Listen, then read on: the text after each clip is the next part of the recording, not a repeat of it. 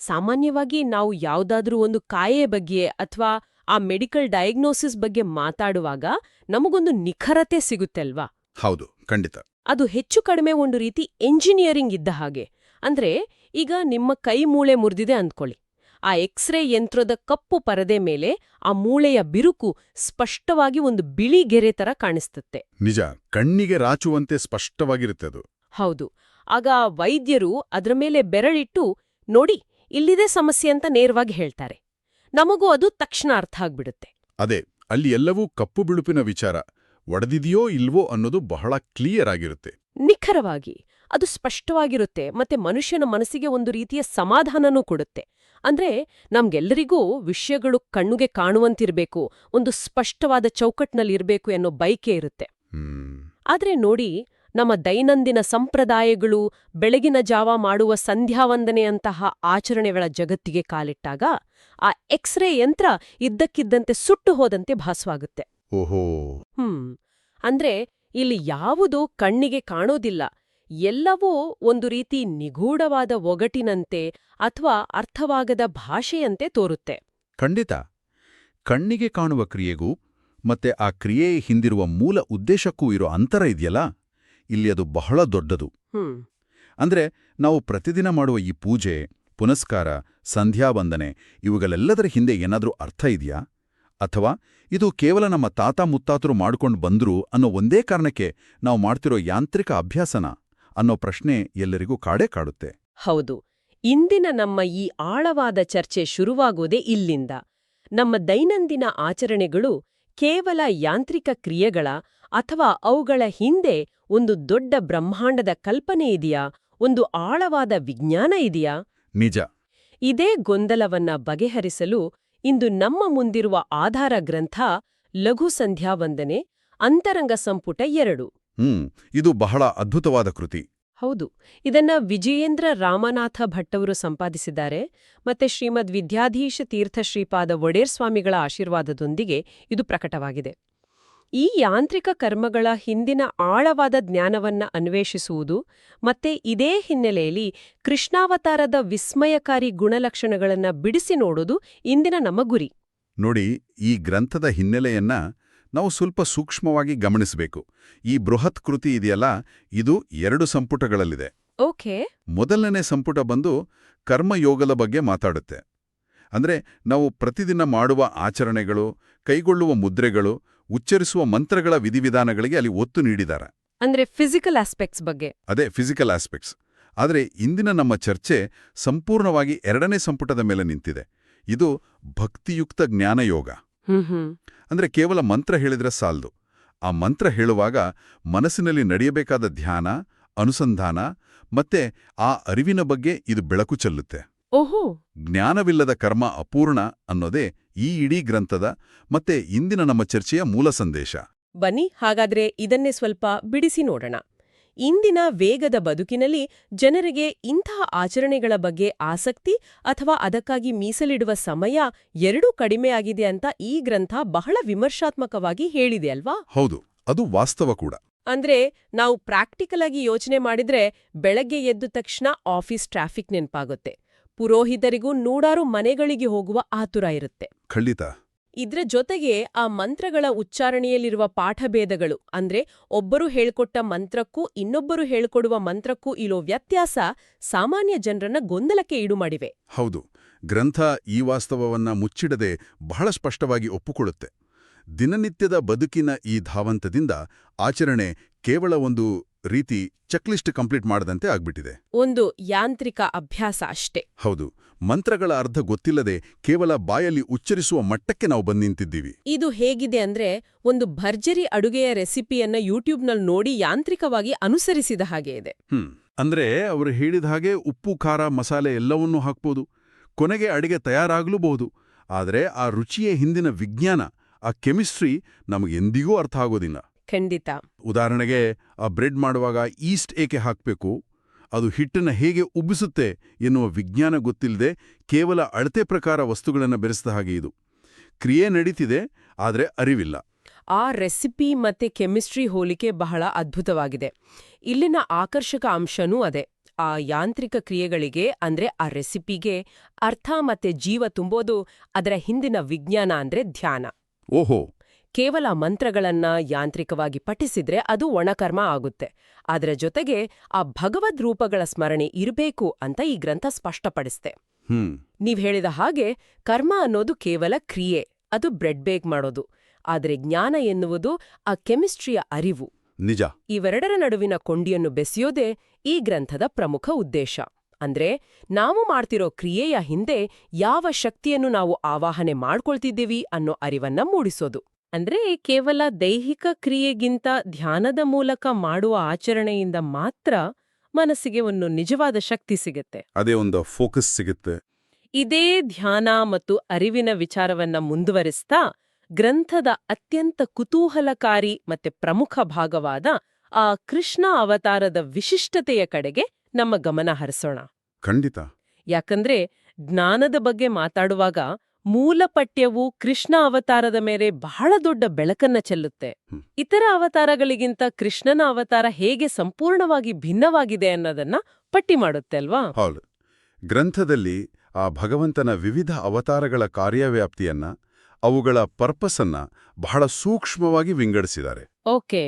ಇಲ್ಲಿ ನಾವು ಮೂಲಭೂತವಾಗಿ 2 ರೀತಿಯ ಕಾರ್ಯಗಳನ್ನು ನೋಡ್ತೀವಿ. ಒಂದು ಬಲ ಕಾರ್ಯ, ಮತ್ತೊಂದು ಜ್ಞಾನ ಕಾರ್ಯ. ಬಲ ಮತ್ತೆ ಜ್ಞಾನ. ಹೌದು. ಉದಾಹರಣೆಗೆ ರಾಮಾವತಾರ ಮತ್ತೆ ನರಸಿಂಹಾವತಾರದಂಥ ಅವತಾರಗಳನ್ನ ಮುಖ್ಯವಾಗಿ ಬಲಕಾರ್ಯ ಅಂತ ಪರಿಗಣಿಸಲಾಗುತ್ತೆ. ಓಹೋ. ಅಂದ್ರೆ ದುಷ್ಟರ ನಾಶ, ರಕ್ಷಣೆ ಮತ್ತೆ ಭೌತಿಕವಾದ ಶಕ್ತಿಯ ಪ್ರದರ್ಶನ ಅಲ್ಲಿ ಪ್ರಧಾನವಾಗಿತ್ತು. ಮತ್ತೊಂದೆಡೆ ವೇದವ್ಯಾಸರಂತಹ ಅವತಾರವನ್ನ ಜ್ಞಾನಕಾರ್ಯ ಅಂತ ಕರೀತಾರೆ. ಯಾಕೆಂದ್ರೆ ಅಲ್ಲಿ ಯಾವುದೇ ಶಸ್ತ್ರಾಸ್ತ್ರ ಹಿಡಿದು ಯುದ್ಧ ಮಾಡಲಿಲ್ಲ. ಬದಲಾಗಿ ಆ ವೇದಗಳ ವಿಭಜನೆ ಮತ್ತೆ ಜ್ಞಾನದ ಪ್ರಸಾರವೇ ಅಲ್ಲಿನ ಮುಖ್ಯ ಉದ್ದೇಶ ಆಗಿತ್ತು. ಆದರೆ ಕೃಷ್ಣಾವತಾರ ಇದೆಯಲ್ಲ, ಅದು ಸಂಪೂರ್ಣವಾಗಿ ಭಿನ್ನವಾಗಿದೆ. ಒಂದು ನಿಮಿಷ, ಇಲ್ಲಿ ನಾನು ಸ್ವಲ್ಪ ಅಡ್ಡ ಬರಲೇಬೇಕು. ಹೇಳಿ. ನೀವು ರಾಮಾವತಾರವನ್ನ ಕೇವಲ ಬಲ ಕಾರ್ಯ ಅಂತ ಹೇಳಿದ್ರಿ. ಆದ್ರೆ ರಾಮಾವತಾರದಲ್ಲೂ ಅಪಾರವಾದ ಜ್ಞಾನ, ಧರ್ಮದ ಮಾರ್ಗದರ್ಶನ ಇತ್ತಲ್ವಾ? ಖಂಡಿತ ಇತ್ತು. ರಾವನೇ ಧರ್ಮದ ಮೂರ್ತಿರೂಪ, ಸತ್ಯದ ಪ್ರತಿರೂಪ ಅಂತ ನಾವೆಲ್ಲರೂ ಕೇಳಿದಿವಿ. ಹಾಗಿರುವಾಗ ಕೃಷ್ಣಾವತಾರವೇ ಏಕೆ ಜ್ಞಾನದ ವಿಚಾರದಲ್ಲಿ ಇಷ್ಟು ಭಿನ್ನವಾಗಿ ನಿಲ್ಲುತ್ತೆ? ಕೃಷ್ಣನ ಜ್ಞಾನಕ್ಕೂ ರಾಮನ ಜ್ಞಾನಕ್ಕೂ ಏನು ವ್ಯತ್ಯಾಸ? ನೋಡಿ, ನಾನು ರಾಮಾವತಾರದಲ್ಲಿ ಜ್ಞಾನವೇ ಇರ್ಲಿಲ್ಲ ಅಂತ ಖಂಡಿತ ಹೇಳ್ತಿಲ್ಲ. ರಾಮನು ಮರ್ಯಾದಾ ಪುರುಷೋತ್ತಮನೇ. ಆದರೆ ನಾವು ಇಲ್ಲಿ ಜ್ಞಾನ ಪ್ರಸಾರದ ಸ್ಕೇಲ್ ಅಥವಾ ವ್ಯಾಪ್ತಿ ಮತ್ತೆ ಅದರ ಪ್ರಮಾಣದ ಬಗ್ಗೆ ಮಾತಾಡ್ತಿದ್ದೀವಿ. ಓಹೋ, ವ್ಯಾಪ್ತಿ. ಹೌದು. ಕೃಷ್ಣನ ಜ್ಞಾನ ಕಾರ್ಯದ ಬೃಹತ್ ವ್ಯಾಪ್ತಿಯನ್ನ ಗ್ರಂಥ ನಮ್ಮ ಕಣ್ಣೆದುರು ಬಿಚ್ಚಿಡುತ್ತೆ. ಕೃಷ್ಣಾವತಾರವು ಬಲ ಮತ್ತೆ ಜ್ಞಾನ ಕಾರ್ಯಗಳ ಎರಡರ ಅಪರೂಪದ ಸಂಗಮ. ಅದೇ ಮಲ್ಟಿಟಾಸ್ಕಿಂಗ್ ಥರ. ಅದೇ, ಒಂದೆಡೆ ಮಹಾಭಾರತ ಯುದ್ಧದಲ್ಲಿ ದುಷ್ಟರ ಶಿಕ್ಷೆ ನಡೀತಿದೆ, ಮತ್ತೊಂದೆಡೆ ಜ್ಞಾನದ ಹೊಳೆಯೇ ಹರಿತಿದೆ. ಕೃಷ್ಣ ಕೇವಲ ಕುರುಕ್ಷೇತ್ರದಲ್ಲಿ ಅರ್ಜುನನಿಗೆ ಭಗವದ್ಗೀತೆಯನ್ನ ಮಾತ್ರ ಬೋಧಿಸಿಲ್ಲ. ಹೌದು, ಭಗವದ್ಗೀತೆ ಮಾತ್ರ ಅಲ್ಲ, ನಿಖರವಾಗಿ ಆತ ತನ್ನ ಅವತಾರದ ಅಂತ್ಯದ ಸಮಯದಲ್ಲಿ ಉದ್ಧವನಿಗೆ ಉದ್ಧವ ಗೀತೆಯನ್ನ ಬೋಧಿಸಿದ. ಮಹಾಭಾರತ ಯುದ್ಧದ ನಂತರ ಅರ್ಜುನನಿಗೆ ಮತ್ತೆ ಅನುಗೀತೆಯನ್ನ ಬೋಧಿಸಿದ. ಓ. ಇಷ್ಟೇ ಅಲ್ಲ, ಶರಪಂಜರದಲ್ಲಿ ಮಲಗಿದ್ದ ಭೀಷ್ಮರ ಮೂಲಕ ಬೃಹದ್ ವಿಷ್ಣು ಸಹಸ್ರನಾಮವನ್ನ ಹೊರಹೊಮ್ಮಿಸಿದ ಕೀರ್ತಿನೂ ಆತನಿಗೆ ಸಲ್ಲುತ್ತೆ. ಅಂದ್ರೆ ತಾನು ನೇರವಾಗಿ ಹೇಳುವುದಷ್ಟೇ ಅಲ್ಲ. ಹೌದು, ತನ್ನ ಸುತ್ತಲಿನವರ ಮೂಲಕವೂ ಜ್ಞಾನವನ್ನ ಪ್ರಸಾರ ಮಾಡಿಸಿದ ಅಗಾಧವಾದ ತಂತ್ರಗಾರಿಕೆ ಕೃಷ್ಣನದ್ದು. ಜೊತೆಗೆ ಕೃಷ್ಣಾವತಾರದಲ್ಲಿ ಏಕಕಾಲದಲ್ಲಿ ವಾಸುದೇವ, ಸಂಕರ್ಷಣ, ಪ್ರದ್ಯುಮ್ನ ಮತ್ತೆ ಅನಿರುದ್ಧ ಎಂಬ 4 ರೂಪಗಳಲ್ಲಿ ಭಗವಂತ ಅವತರಿಸಿದ ಎನ್ನುವ ವಿವರಣೆ ಇದೆ. ಅಂದ್ರೆ ಕೃಷ್ಣ ಏಕಕಾಲದಲ್ಲಿ ಹಲವು ಫ್ರೀಕ್ವೆನ್ಸಿಗಳಲ್ಲಿ, ಹಲವು ಆಯಾಮಗಳಲ್ಲಿ ಕಾರ್ಯನಿರ್ವಹಿಸುತ್ತಿದ್ದ. ಖಂಡಿತ. ಈ ಬಲ ಮತ್ತು ಜ್ಞಾನದ ಸಮನ್ವಯ ಇದೆಯಲ್ಲ, ಇದು ಇಂದಿನ ನಮ್ಮ ಬದುಕಿಗೂ ಬಹಳ ಕನೆಕ್ಟ್ ಆಗುವಂತಹ ವಿಚಾರ. ಹೌದು. ಹೇಗೆ ಅಂತೀರಾ? ಇಂದಿನ ಕಾರ್ಪೊರೇಟ್ ಜಗತ್ತನ್ನೇ ತೆಗೆದುಕೊಂಡ್ರೆ ಆ ಒಬ್ಬ ಯಶಸ್ವಿ ಮನುಷ್ಯನಿಗೆ ಕೇವಲ ಟೆಕ್ನಿಕಲ್ ಜ್ಞಾನ ಇದ್ರೆ ಸಾಲದು. ಆಫೀಸ್ ಪಾಲಿಟಿಕ್ಸ್, ದೈನಂದಿನ ಹೋರಾಟಗಳನ್ನ ಎದುರಿಸುವ ಮಾನಸಿಕ ಬಲ ಬೇಕು. ನಿಜ. ಹಾಗೆ ಕೇವಲ ಬಲವಿದ್ರೆ ಸಾಲದು, ಪರಿಸ್ಥಿತಿಯನ್ನ ಅಳೆದು ತೂಗುವ ಜ್ಞಾನನೂ ಬೇಕು. ಇದನ್ನೇ ಕೃಷ್ಣ ಮಾಡಿದ್ದು ಅನ್ಸುತ್ತೆ. 100ಕ್ಕೆ 100 ಸತ್ಯ. ಕೇವಲ ಬಲದಿಂದ ಯುದ್ಧ ಗೆಲ್ಲಲಾಗದು, ಹಾಗೆ ಕೇವಲ ಜ್ಞಾನದಿಂದ ದುಷ್ಟರನ್ನ ಸದೆಬಡಿಯಲಾಗದು. ಇವೆರಡರ ಬ್ಯಾಲೆನ್ಸ್ ಆತನಲ್ಲಿತ್ತು. ನೋಡಿ, ಇಲ್ಲಿಯೇ ಇದು ನಿಜಕ್ಕೂ ಕುತೂಹಲಕಾರಿಯಾಗೋದು. ಕೃಷ್ಣಾವತಾರದಲ್ಲಿ ನಾವು ಕಾಣುವ ಅಸಾಮಾನ್ಯ ಪವಾಡಗಳು, ಆತನ ನಾಟಕೀಯತೆ ಮತ್ತೆ ವಿರೋಧಾಭಾಸಗಳು ನಿಜಕ್ಕೂ ವಿಸ್ಮಯಕಾರಿ. ಅಂದ್ರೆ ಗ್ರಂಥದಲ್ಲಿ ಉಲ್ಲೇಖಿಸಿರುವಂತೆ ಇತರ ಅವತಾರಗಳಲ್ಲಿ ಭಗವಂತನು ತನ್ನ ವಿಶ್ವರೂಪವನ್ನ ಅಂದ್ರೆ ಆ ಅಗಾಧವಾದ ಬ್ರಹ್ಮಾಂಡದ ರೂಪವನ್ನ ತೋರ್ಸಿದ್ದು ತೀರ ಅಪರೂಪ. ಹೌದು, ತುಂಬಾ ರೇರ್. ಆದ್ರೆ ಕೃಷ್ಣ ಆ ದೇವಕಿಗೆ, ಭೀಷ್ಮರಿಗೆ, ಧೃತರಾಷ್ಟ್ರನಿಗೆ, ಕುರುಕ್ಷೇತ್ರದಲ್ಲಿ ಅರ್ಜುನನಿಗೆ ಮತ್ತೆ ಆಮೇಲೆ ಉತ್ತಂಕ ಮುನಿಗೆ ಹೀಗೆ ಅನೇಕರಿಗೆ ತನ್ನ ನಿಜರೂಪದ ದರ್ಶನ ಮಾಡಿಸಿದನು. ಖಂಡಿತ. ಇದಲ್ಲದೆ ಆ ಬ್ರಹ್ಮ ಒಮ್ಮೆ ಹಸುಗಳನ್ನ ಮತ್ತೆ ಗೋಪಾಲಕರನ್ನ ಕದ್ದೊಯ್ದಾಗ ಕೃಷ್ಣನೇ 1 ವರ್ಷದ ಕಾಲ ಆ ಎಲ್ಲಾ ಹಸುಗಣ ಕರುಗಳ ಗೋಪಾಲಕರ ರೂಪಗಳನ್ನ ತಾನೇ ಸೃಷ್ಟಿಸ್ಕೊಂಡು ಬದುಕಿದನು. ಜಯದ್ರಥನ ವಧೆಯ ಸಮಯದಲ್ಲಿ ಸೂರ್ಯನನ್ನ ಮರೆಮಾಚಿ ಹಗಲಿನಲ್ಲೇ ಕತ್ತಲೆಯನ್ನ ಸೃಷ್ಟಿಸಿದನು. ಇದು ಹೇಗಿದೆ ಅಂದ್ರೆ ಒಬ್ಬ ಶ್ರೇಷ್ಠ ನಿರ್ದೇಶಕ ತಾನೇ ನಿರ್ದೇಶಿಸ್ತಿರೋ ಸಿನಿಮಾದಲ್ಲಿ ತಾನೇ ನಾಯಕನಾಗಿ ನಟಿಸ್ತಾ ಉಳಿದ ನಟರ ಪ್ರತಿಕ್ರಿಯೆ ಹೇಗಿರುತ್ತೆ ಅಂತ ನೋಡಲು ಉದ್ದೇಶಪೂರ್ವಕವಾಗಿ ತನ್ನ ಡೈಲಾಗ್ ಮರೆತಂಟೆ ನಾಟಕ ಆಡಿದಾಗೆ ಇದೆ. ಡೈರೆಕ್ಟರ್ ಹೋಲಿಕೆ ಇಲ್ಲಿಗೆ ಹೇಳಿ ಮಾಡಿಸಿದಂತಿದೆ. ಕೃಷ್ಣ ಆ ಇಡೀ ನಾಟಕದ ಸೂತ್ರಧಾರ. ಹೌದು. ಆತ ತಾನು ಮರೆತಂತೆ ನಟಿಸೋದ್ರಿಂದ ಆತನ ಸುತ್ತಲಿರುವ ಅರ್ಜುನ, ಭೀಷ್ಮ ಅಥವಾ ದುರ್ಯೋಧನನಂತ್ಯ ಪಾತ್ರಗಳು ತಮ್ಮ ನೈಜ ಬಣ್ಣವನ್ನ, ತಮ್ಮ ಸಹಜ ನಟನೆಯನ್ನ ಹೊರಹಾಕುವಂತೆ ಮಾಡ್ತಾನೆ. ಇದನ್ನ ವಿಶಾಲ ದೃಷ್ಟಿಕೋನಕ್ಕೆ ಜೋಡಿಸಿ ನೋಡಿದ್ರೆ ಆ ನಾಟಕೀಯತೆಯ ಹಿಂದಿನ ಬೃಹತ್ ತಂತ್ರಗಾರಿಕೆ ನಮಗೆ ಅರ್ಥ ಆಗುತ್ತೆ. ಈ ಮೂಲಕ ಆತ ದುಷ್ಟರನ್ನ ಗೊಂದಲಕ್ಕೀಡು ಮಾಡಿ ವಂಚಿಸಿದ. ಆತನಿಗೆ ಎಲ್ಲವೂ ತಿಳಿದಿದ್ರೂ ತನಗೆ ಏನೂ ತಿಳಿಯದವನಂತೆ ವರ್ತಿಸಿದ. ನೋಡಿ, ಈ ಗ್ರಂಥದಲ್ಲಿ ಉಲ್ಲೇಖಿಸಿರುವ ಆ ಯುಗಗಳ ಕಾಲಮಾನದ ವಿಸ್ತರಣೆಯ ಬಗ್ಗೆಯೂ ಸ್ವಲ್ಪ ಹೇಳಿ. ಅದು ಬಹಳ ಕುತೂಹಲಕಾರಿಯಾಗಿದೆ. ಖಂಡಿತ. ಗ್ರಂಥದಲ್ಲಿ ಉಲ್ಲೇಖಿಸಿರುವ ಇನ್ನೊಂದು ಮಹತ್ವದ ಅಂಶ ಅಂದ್ರೆ ಕೃಷ್ಣ ಹುಟ್ಟುವಾಗಲೇ ಕಲಿಯುಗದ ಛಾಯೆ ಪ್ರಾರಂಭವಾಗಿತ್ತು. ಓ. ಆದ್ರೆ ಕೃಷ್ಣ ತನ್ನ ಅಗಾಧವಾದ ಪ್ರಭಾವದಿಂದ, ತನ್ನ ಶಕ್ತಿಯಿಂದ ದ್ವಾಪರ ಯುಗವನ್ನ ಮತ್ತು 36 ವರ್ಷಗಳ ಕಾಲ ಭೂಮಿಯ ಮೇಲೆ ವಿಸ್ತರಿಸಿದನು ಅಂತ ಮೂಲಪಠ್ಯ ಹೇಳುತ್ತೆ. ಅಂದ್ರೆ ಆ ಕಾಲಚಕ್ರವನ್ನೇ ತಡೆದು ನಿಲ್ಲಿಸಿದಂತೆ? ಅದೇ, ಆ ನೈತಿಕತೆಯ ಪತನವನ್ನ ಅಂದ್ರೆ ಕಲಿಯುಗದ ಆಗಮನವನ್ನ ತನ್ನ ಅಸ್ತಿತ್ವದಿಂದಲೇ ಆತ ಮುಂದೂಡಿದ. ಇದರ ಜೊತೆಗೆ ಆತನ ಹುಟ್ಟು ಮತ್ತೆ ಸಾವಿನ ನಾಟಕೀಯತೆಯನ್ನ ಗಮನಿಸಿ. ಕಾರಾಗೃಹದಲ್ಲಿ ಕಾವಲುಗಾರರ ನಡುವೆ ತೀರ ಸಾಮಾನ್ಯ ಮಗುವಾಗಿ ಹುಟ್ಟೋದು. ಹೌದು. ಮತ್ತೆ ಅವತಾರದ ಅಂತ್ಯದಲ್ಲಿ ಒಬ್ಬ ಬೇಡನಿಂದ ಕಾಲಿಗೆ ಬಾಣ ತಗುಲಿ ಸಾವನ್ನಪ್ಪುವುದು.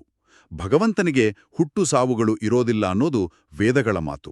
ನಿಜ. ಸಾವಿನ ಚೌಕಟ್ಟನ್ನ ಅತ್ಯಂತ ಸ್ಪಷ್ಟವಾಗಿ ನಾಟಕೀಯವಾಗಿ ಪ್ರದರ್ಶಿಸಿದ ಏಕೈಕ ಅವತಾರ ಇದು. ಮನುಷ್ಯನಂತೆಯೇ ದುಃಖ ಕಷ್ಟಗಳನ್ನ ಅನುಭವಿಸುತ್ತಿರುವಂತೆ ತೋರಿಸ್ತಲೇ ಆ ತಾವನುಕೊಂಡರೆ ಬ್ರಹ್ಮಾಂಡವನ್ನೇ ಬದಲಾಯಿಸಬಲ್ಲೆ ಎನ್ನುವ ಶಕ್ತಿಯ ಪ್ರದರ್ಶನ ಆತನಲ್ಲಿತ್ತು. ಇದು ನಿಜಕ್ಕೂ ಅದ್ಭುತವಾದ ವಿಶ್ಲೇಷಣೆ. ಆತ ಜನಸಾಮಾನ್ಯನಂತೆ ಬದುಕ್ತಲೇ ತನ್ನ ಮೂಲ ರೂಪ ಯಾವುದೋ, ತನ್ನ ಅಸಲಿ ಐಡೆಂಟಿಟಿ ಏನು ಅನ್ನೋದನ್ನ ಆಗಾಗ ಸೈಲೆಂಟ್ ಆಗಿ ಸಾಬೀತುಪಡಿಸ್ತಲೇ ಇದ್ದ. ಹೌದು. ನಾವು ಆಚರಣೆಯ ಮಂತ್ರಗಳಿಗೆ ಮತ್ತೆ ಕೃಷ್ಣನಿಗೆ ಇರುವ ಸಂಬಂಧದ ಕಡೆಗೆ ನಮ್ಮ ಚರ್ಚೆಯನ್ನ ತಿರುಗಿಸೋದಾದ್ರೆ ಆ ಮೂಲ ಪಠ್ಯದಲ್ಲಿ ಜಾಂಬವಂತನೊಂದಿಗಿನ ಯುದ್ಧದ ಪ್ರಸ್ತಾಪ ಬರುತ್ತೆ. ಖಂಡಿತ. ಅದು ಬಹಳ ಮುಖ್ಯವಾದ ಘಟನೆ. ಅಲ್ಲಿ ಕೃಷ್ಣನು ಜಾಂಬವಂತನ ಜೊತೆ ಯುದ್ಧ ಮಾಡ್ತಾ ಕೊನೆಗೆ ಆತನಿಗೆ ತಾನೇ ತ್ರೇತಾಯುಗದ ರಾಮ ಎಂಬುದನ್ನ ಸಾಬೀತುಪಡಿಸಿದನು. ಕೇವಲ ಅವತಾರಗಳು ಬದಲಾಗಿವೆ, ಆದರೆ ಮೂಲ ಶಕ್ತಿ ಒಂದೇ ಅಂತ ತೋರಿಸಿಕೊಟ್ನು. ಹಾಗೆಯೇ ಇನ್ನೊಂದು ಸುಂದರವಾದ ಪ್ರಸಂಗವನ್ನ ಗ್ರಂಥ ಉಲ್ಲೇಖಿಸುತ್ತೆ. ಆ ಕ್ಷೀರಸಾಗರದಿಂದ ಗರುಡನು ತಂದ ಸಾಲಿಗ್ರಾಮವನ್ನ ಕೃಷ್ಣನ ತಲೆ ಮೇಲಿಟ್ಟಾಗ ಭಗವಂತನ ಮೂಲರೂಪವು ಕೃಷ್ಣನೇ ಎಂಬುದು ನಿರ್ವಿವಾದವಾಗಿ ಸಾಬೀತಾಯಿತು. ನಿಜ. ಇಲ್ಲಿಂದಲೇ ಕೃಷ್ಣನನ್ನ ಓಂಕಾರದ ಮೊದಲ ಅಕ್ಷರವಾದ ಅಕಾರ ಅಂದ್ರೆ ಅದೊಂದಿಗೆ ಸಮೀಕರಿಸಲಾಗಿದೆ ಅಲ್ವಾ? ಹೌದು. ಈ ಅಕಾರದ ವ್ಯಾಖ್ಯಾನ ಇದೆಯಲ್ಲ, ಇದು ಇಡೀ ಗ್ರಂಥದ, ಈ ಜ್ಞಾನಯೋಗದ ಕೇಂದ್ರ ಬಿಂದು ಅಂತ ನಾವು ಹೇಳಬಹುದು. ಓಹೋ. ನಮಗೆಲ್ಲರಿಗೂ ಓಂಕಾರ ಗೊತ್ತಿದೆ ಅಲ್ವಾ? ಓಂಕಾರವು 3 ಅಕ್ಷರಗಳಿಂದ ಕೂಡಿದೆ. ಅ, ಉ ಮತ್ತು ಮ. ಇದರಲ್ಲಿ ಮೊದಲನೇ ಅಕ್ಷರವಾದ ಅ ಎನ್ನುವುದು ಕೃಷ್ಣನಿಗೆ ಸಮೀಕರಿಸಲ್ಪಟ್ಟಿದೆ. ಒಂದು ನಿಮಿಷ. ಈ ಅಕಾರ ಅಂದ್ರೆ ಏನು? ಅದರ ತಾಂತ್ರಿಕ ಅರ್ಥವನ್ನ ಸ್ವಲ್ಪ ಸರಳವಾಗಿ ನಮ್ಮ ಕೇಳುಗರಿಗೆ ವಿವರಿಸಬಹುದಾ? ಖಂಡಿತ. ಅ ಎನ್ನುವುದು ಯಾವುದೇ ಭಾಷೆಯ ಮೂಲ ಸ್ವರ. ಮನುಷ್ಯ ಬಾಯಿ ತೆರೆದು ಶಬ್ದ ಮಾಡಿದಾಗ ಸಹಜವಾಗಿ ಹೊರಹೊಮ್ಮುವ ಮೊದಲ ಧ್ವನಿ ಅ. ಇದು ಇಡೀ ಬ್ರಹ್ಮಾಂಡದ ಶಬ್ದ ಮತ್ತು ಶಕ್ತಿಯ ಮೂಲವಾಗಿದೆ. ಪಠ್ಯದಲ್ಲಿ ವಿವರಿಸಿರುವಂತೆ ಅ ಅಂದ್ರೆ ಎಲ್ಲವನ್ನೂ ಒಳಗೊಂಡಿರುವವನು, ಸರ್ವಲಕ್ಷಣ ಸಂಪನ್ನ. ಓಂಕಾರದ ಮೊದಲಾಕ್ಷರ ಹೇಗೆ ಎಲ್ಲ ಶಬ್ದಗಳ ಮೂಲವೋ ಹಾಗೆಯೇ ಕೃಷ್ಣನು ಎಲ್ಲ ಜ್ಞಾನ, ಶಕ್ತಿ ಮತ್ತೆ ಆಚರಣೆಗಳ ಮೂಲ. ಕೃಷ್ಣನ ಗುಣಲಕ್ಷಣಗಳನ್ನ ಈ ಅಕ್ಷರದೊಂದಿಗೆ ಸಮೀಕರಿಸುವ ಮೂಲಕ ಸಾಧಕನಿಗೆ ಆತನ ಅನಂತವಾದ ಶಕ್ತಿ ಮತ್ತೆ ಜ್ಞಾನವನ್ನ ಧ್ಯಾನಿಸಲು ಅರ್ಥ ಮಾಡಿಕೊಳ್ಳಲು ಒಂದು ದಾರಿಯನ್ನ ಮಾಡಿಕೊಡಲಾಗಿದೆ. ಅದೆಲ್ಲವೂ ಸರಿ. ಇದು ಕೇಳಲು ಬಹಳ ಅದ್ಭುತವಾದ ತಾತ್ವಿಕ ವಿಚಾರ. ಆದ್ರೆ ಇದೆಲ್ಲದರ ಪ್ರಾಕ್ಟಿಕಲ್ ಅರ್ಥ ಏನು? ಆ ಪ್ರಾಕ್ಟಿಕಲ್ ಅರ್ಥ ಅಂದ್ರೆ ಈಗ ಈ ಮೂಲ ಪಠ್ಯದ ಈ ಬೃಹತ್ ಫಿಲಾಸಫಿ, ಈ ವಿಶ್ವರೂಪಗಳು, ಓಂಕಾರದ ಅಕಾರದ ವಿಶ್ಲೇಷಣೆಗಳು ಇವೆಲ್ಲವೂ ಪ್ರತಿದಿನ ಬೆಳಗ್ಗೆ ಎದ್ದು ತನ್ನ ಪಾಡಿಗೆ ತಾನು ಆ ಗಡಿಬಿಡಿಯಲ್ಲಿ ಸಂಧ್ಯಾವಂದನೆ ಮಾಡುವ ಒಬ್ಬ ಸಾಮಾನ್ಯ ಸಾಧಕನಿಗೆ ಹೇಗೆ ಅನ್ವಯಿಸುತ್ತೆ? ಹೊಹೋ, ಈ ಬೃಹತ್ ತತ್ವಜ್ಞಾನ ಆತನ ದೈನಂದಿನ ಬದುಕಿಗೆ, ಆತನ ಆ ಮೆಕ್ಯಾನಿಕಲ್ ಆಚರಣೆಗೆ ಹೇಗೆ ಕನೆಕ್ಟ್ ಆಗುತ್ತೆ? ಇದು ನಾವು ಈ ಚರ್ಚೆಯಿಂದ ತೆಗೆದುಕೊಂಡು ಹೋಗಬೇಕಾದ ಅತಿ ಮುಖ್ಯವಾದ ಪಾಠ.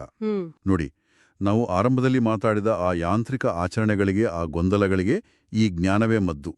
ಆಚರಣೆಗಳು, ಸಂಧ್ಯಾವಂದನೆ ಇತ್ಯಾದಿಗಳು ಕೇವಲ ಕಣ್ಣು ಮುಚ್ಚಿಕೊಂಡು ಮಾಡುವ ಬಿಗಿ ನಿಯಮಗಳಲ್ಲ. ನಿಜ. ಕೃಷ್ಣನು ತನ್ನ ಅವತಾರ ಮುಗಿಸುವಾಗ ಈ ಕಲಿಯುಗದ ಜನರಿಗಾಗಿ, ನಮ್ಮಂತಹ ಗೊಂದಲಮಯ ಮನಸ್ಸಿನವರಿಗಾಗಿ ಗೋಪಾಲ ಮಂತ್ರವನ್ನ, ಅಂದ್ರೆ ಷಡಾಕ್ಷರ ಮತ್ತು ಅಷ್ಟಾಕ್ಷರ ಮಂತ್ರಗಳನ್ನ ಬಿಟ್ಟೋದನು ಅಂತ ಗ್ರಂಥ ಹೇಳುತ್ತೆ. ಈ ಷಡಾಕ್ಷರ ಅಷ್ಟಾಕ್ಷರ ಮಂತ್ರಗಳು ಕೇವಲ ಯಾವುದೋ ಮ್ಯಾಜಿಕ್ ಪದಗಳಲ್ಲ ತಾನೆ? ಖಂಡಿತ ಅಲ್ಲ. ಇವು ಮ್ಯಾಜಿಕ್ ಪದಗಳಲ್ಲ. ಇವು ನಮ್ಮ ಚಂಚಲವಾದ ಮನಸ್ಸನ್ನು ಒಗ್ಗೂಡಿಸಲು ವಿನ್ಯಾಸಗೊಳಿಸಲಾದ ಮಾನಸಿಕ ಉಪಕರಣಗಳು. ಓಹೋ, ಕಾಗ್ನಿಟಿವ್ ಟೂಲ್ಸ್. ಅದೇ ಒಂದು ನಿರ್ದಿಷ್ಟವಾದ ಶಬ್ದ ತರಂಗಗಳು. ಒಬ್ಬ ಸಾಮಾನ್ಯ ಮನುಷ್ಯ ಬೆಳಗ್ಗೆ ಎದ್ದು ಆಚರಣೆ ಮಾಡುವಾಗ ಆತ ಕೇವಲ ಕೈಕಾಲಲ್ಲಾಡಿಸ್ತಾ ತುಟಿ ಪಿಸ್ಪಿಸಿ ಎನ್ನುತ್ತಿಲ್ಲ. ಬದಲಾಗಿ ಆ ಮಂತ್ರಗಳ ಮೂಲಕ ಆತ ಕೃಷ್ಣನ ಈ ಸರ್ವವ್ಯಾಪಿ ಆಕಾರ ರೂಪವನ್ನ ಧ್ಯಾನಿಸ್ತಿರ್ತಾನೆ. ತನ್ನ ದೈನಂದಿನ ಬದುಕಿನ ಸಾವಿರಾರು ದ್ವಂದ್ವಗಳನ್ನು ನಿಭಾಯಿಸಲು ಕೃಷ್ಣನು ತೋರಿದ ಆ ಬಲ ಮತ್ತು ಜ್ಞಾನದ ಸಮನ್ವಯವನ್ನ ಆತ ಆ ಕ್ಷಣದಲ್ಲಿ ನೆನಪಿಸ್ಕೊಳ್ತಾನೆ. ಅಂದ್ರೆ ಆ ಕೆಮಿಸ್ಟ್ರಿ ಅರ್ಥ ಆಗತ್ತೆ. ಖಂಡಿತ. ಈ ಅರಿವಿನೊಂದಿಗೆ, ಆ ಕೆಮಿಸ್ಟ್ರಿಯ ಜ್ಞಾನದೊಂದಿಗೆ ಮಾಡುವ ಕ್ರಿಯೆಯಿಂದ, ಅಂದ್ರೆ ಕರ್ಮದಿಂದ ಮಾತ್ರ ಮನಸ್ಸಿಗೆ ಅಭೂತಪೂರ್ವವಾದ ಏಕಾಗ್ರತೆ, ಶಾಂತಿ ಮತ್ತೆ ದಿನವಿಡೀ ಎದುರಾಗುವ ಸವಾಲುಗಳನ್ನು ಎದುರಿಸುವ ಸ್ಪಷ್ಟತೆ ಸಿಗಲು ಸಾಧ್ಯ ಅಂತ ಈ ಗ್ರಂಥ ಅತ್ಯಂತ ನಿರ್ಣಾಯಕವಾಗಿ ಹೇಳುತ್ತೆ. ನೋಡಿ, ನಾವು ಕೇವಲ ದಿನನಿತ್ಯದ ಆ ಯಾಂತ್ರಿಕ ಆಚರಣೆಗಳ ಬಗ್ಗೆ, ಎಕ್ಸ್ರೇ ಯಂತ್ರಗಳ ಬಗ್ಗೆ ಮಾತಾಡ್ತಾ ನಮ್ಮ ಚರ್ಚೆಯನ್ನ ಶುರು ಮಾಡಿದೆವು. ಆದ್ರೆ ಆ ಎಳೆ ನಮ್ಮನ್ನ ಎಲ್ಲಿಗೆ ಕರೆದೊಯ್ತು ನೋಡಿ? ಹೌದು, ಬಹಳ ದೂರ ಸಾಗಿತು. ಕೃಷ್ಣಾವತಾರದ ಬಹುಮುಖಿ ವ್ಯಕ್ತಿತ್ವ, ಆತನಲ್ಲಿನ ಬಲ ಮತ್ತೆ ಜ್ಞಾನದ ಅದ್ಭುತ ಸಮನ್ವಯ, ಆತನ ನಾಟಕೀಯತೆ, ಮತ್ತೆ ಅಂತಿಮವಾಗಿ ಇಡೀ ಬ್ರಹ್ಮಾಂಡದ ಮೂಲ ಶಬ್ದವಾದ ಓಂಕಾರದ ಆಕಾರದ ಆಳವಾದ ಅರ್ಥದ ಕಡೆಗೆ ನಮ್ಮ ಪ್ರಯಾಣ ಸಾಗಿತು. ನಿಜ. ಜ್ಞಾನವಿಲ್ಲದ ಕರ್ಮ ಅಪೂರ್ಣ. ಅಂದ್ರೆ ತಾನು ಏನು ಮಾಡ್ತಿದ್ದೇನೆ ಎನ್ನುವ ಅರಿವಿಲ್ಲದ ಆಚರಣೆ ಕೇವಲ ಒಂದು ಅರ್ಥಹೀನ ವ್ಯಾಯಾಮ ಎನ್ನುವ ಮೂಲ ಪಠ್ಯದ ಸಂದೇಶ ಇಲ್ಲಿ ಬಹಳ ಸ್ಪಷ್ಟವಾಗಿ ಎದ್ದು ಕಾಣುತ್ತೆ ಅಲ್ವಾ? ಅಕ್ಷರಶಃ.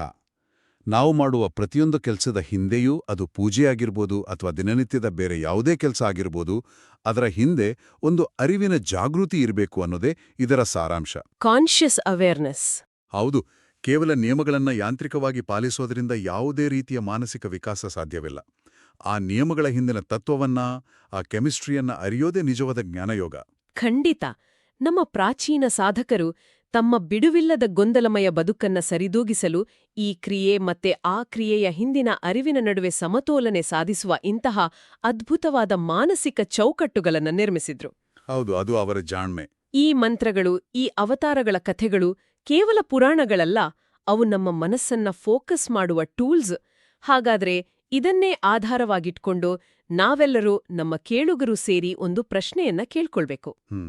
ಈ ಮಾಹಿತಿ ಸ್ಫೋಟದ ಇಂದಿನ ಈ ವೇಗದ ಯುಗದಲ್ಲಿ, ಟ್ರಾಫಿಕ್ ಆಫೀಸ್, ಈ ಒತ್ತಡಗಳ ನಡುವೆ ನಮ್ಮ ದೈನಂದಿನ ಯಾಂತ್ರಿಕ ಕೆಲಸಗಳಿಗೆ ಅರ್ಥ ಕಲ್ಪಿಸಲು ನಾವು ಯಾವ ಹೊಸ ಧ್ಯಾನ ಅಥವಾ ಚೌಕಟ್ಟುಗಳನ್ನು ನಿರ್ಮಿಸ್ಕೊಳ್ತಿದ್ದೀವಿ? ಬಹಳ ಪ್ರಮುಖವಾದ ಪ್ರಶ್ನೆ ಇದು. ಕೇವಲ ಯಾಂತ್ರಿಕವಾಗಿ ಒಂದು ರೋಬೋಟ್ ತರಹ ಬದುಕ್ತಿದ್ದೀವೋ ಅಥವಾ ಆ ಬದುಕಿನ ಹಿಂದಿನ ಮ್ಯಾಜಿಕ್ ಅನ್ನ, ಆ ಕೆಮಿಸ್ಟ್ರಿಯನ್ನ ಅರ್ಥ ಮಾಡ್ಕೊಳ್ತಿದ್ದೀವೋ?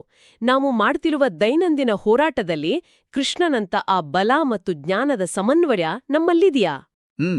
ನಮ್ಮ ಬದುಕಿನ ಆ ಎಕ್ಸ್ರೇ ಯಂತ್ರದ ಅಸ್ಪಷ್ಟತೆಯನ್ನ ನಿವಾರಿಸಲು ಆ ಆಕಾರದ ಜ್ಞಾನದ ಬೆಳಕು ನಮ್ಮೊಳಗಿದೆಯಾ? ಇದನ್ನೊಮ್ಮೆ ನಮಗೆ ನಾವೇ ಆಳವಾಗಿ ಪ್ರಶ್ನಿಸಿಕೊಳ್ಳಬೇಕಾಗಿದೆ. ನಮಸ್ಕಾರ.